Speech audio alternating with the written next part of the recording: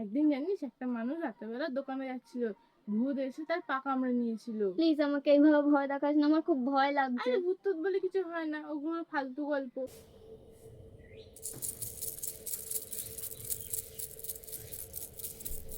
কোথায় ঝুনঝুন করে আওয়াজ হচ্ছে? লাইটটা একা চলে গেল।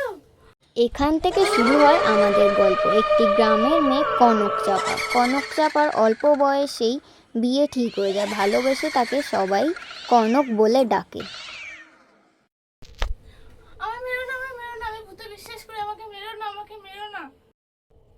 দাঁড়াও, তুমি ভয় পেও না, আমি তোমাকে মারবো না, কারণ একদিন আমাকেও এইভাবে মরে যেতে হয়েছে। তাহলে তুমি শোনো আমার জীবনে কি কি ঘটেছে।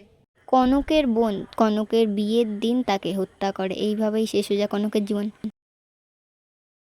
কই রে মেয়ে, হলো আর কত সাজবি, লগ্ন তো পেরিয়ে যায়। এই যাই।